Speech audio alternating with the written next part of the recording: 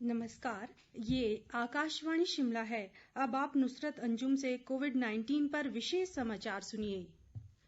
प्रधानमंत्री नरेंद्र मोदी ने कहा है कि कोरोना महामारी से देश की अर्थव्यवस्था की रफ्तार भले ही धीमी पड़ गई हो, लेकिन भारत विकास की राह पर फिर से वापस लौट आएगा। उन्होंने कहा कि भारत प्रयोजन, समायोजन, अवसंरचना, निवेश और नव प्रवर्तन के जरिए विकास की राह पर आगे बढ़ेगा और आत्मनिर्भरता का लक्ष्य हासिल करेगा। भारतीय उद्योग परिसंघ CII के स्थापना दिवस समारोह को वीडियो कॉन्फ्रेंसिंग के माध्यम से संबोधित करते हुए प्रधानमंत्री ने विकास की राह पर लौटने को लेकर अपने विचार साझा किए। प्रधानमंत्री ने औद्योगिक संगठनों के सदस्यों से लोगों की जीवन रक्षा और देश की अर्थव्यवस्था में स्थिरता लाने का आह्वान किया। प्रधानमंत्री ने इस बात पर जोर दिया कि अर्थव्यवस्था को पटरी पर लाना उनकी सरकार की सर्वोच्च प्राथमिकता है। उन्होंने ये भी कहा कि प्रधानमंत्री गरीब कल्याण योजना के तहत 74 करोड़ लाभार्थियों को अनाज उपलब्ध कराया गया और करीब 8 करोड़ प्रवासी मजदूरों को भी मुफ्त राशन का फायदा मिला। मुख्यमंत्री जयराम ठाकुर ने कहा है कि कोरोना महामारी के चलते प्रदेश के शिक्षण संस्थान अभी बंद ही रहेंगे। कल शाम जारी एक वीडियो संदेश में कहा कि शिक्षण संस्थान खोलने के बारे में जुलाई माह में निर्णय लिया जाएगा। मुख्यमंत्री ने कहा कि हालांकि अनलॉक चरण 1 के तहत प्रदेश में बसों की आवाजाही शुरू कर दी गई है, लेकिन बाहरी राज्यों से आने वाले लोगों को पास लेना जरूरी किया गया है, क्योंकि इससे लोगों को होम क्वारंटीन और संस्थागत क्वारंटीन में रखने संबंधी जानकारी मिलेगी। मुख्यमंत्री ने कहा कि बसों में 60% सवारियां बिठाने की अनुमति दी गई है और लोगों को इस दौरान सामाजिक दूरी बनाना व मास्क लगाना जरूरी होगा। देश में कोरोना संक्रमित व्यक्तियों की उपचार के बाद स्वस्थ होने की दर 48.07% हो गई है और अब तक 95,527 रोगी ठीक हुए हैं। देश में मौजूदा समय में कोरोना संक्रमित लोगों की संख्या 1,98,706 हो गई है।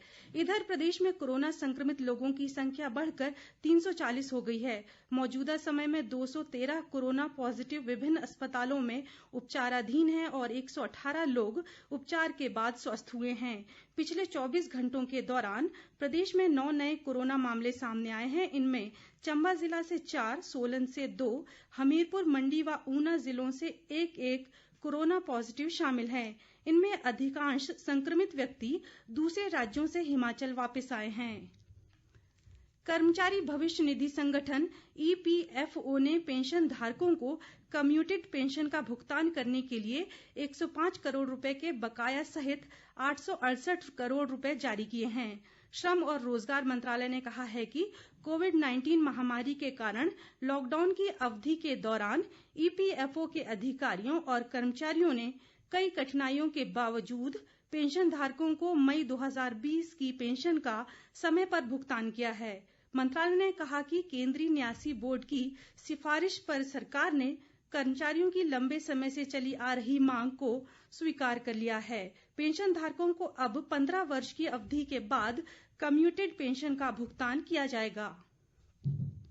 प्रदेश भाजपा महिला मोर्चा की अध्यक्ष रश्मिधर सूद ने आज शिमला में मुख्यमंत्री जयराम ठाकुर को मोर्चा की ओर से कोरोना सुरक्षा किट्स सौंपी। मुख्यमंत्री ने प्रदेश के लोगों के लिए महिला मोर्चा द्वारा सुरक्षा किट प्रदान करने पर उनकी सराहना की। इस बीच शिक्षा मंत्री सुरेश भारद्वाज ने कहा है कि भाजपा महिला मोर्चा ने कोरोना महामारी में लोगों को जागरूक करने के लिए फेस कवर बांटे। उन्होंने कहा कि मोर्चा ने प्रदेश भर में 30 लाख फेस कवर बांटने का लक्ष्य निर्धारित किया है। अनलॉक 1 के पहले चरण में ऊना के लिए नियमित रेल सेवा एक बार फिर से शुरू कर दी गई है। पहली जनशताब्दी एक्सप्रेस ट्रेन कल रात 188 यात्रियों को लेकर ऊना रेलवे स्टेशन पहुंची। उपायुक्त संदीप कुमार ने बताया कि यहां पहुंचने वाले यात्रियों की थर्मल स्क्रीनिंग और सैनिटाइज करने के बाद उन्हें अपने गंतव्य के लिए रवाना किया गया।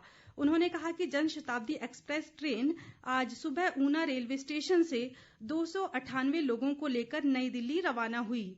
इस बीच नियमित रेल सेवा शुरू होने से लोगों ने राहत की सांस ली है और इसके लिए सरकार का आभार जताया है। प्रादेशिक समाचार का ये बुलेटिन समाप्त हुआ। हमारा अगला समाचार बुलेटिन आप सुन सकते हैं शाम 6 बजे। नमस्कार।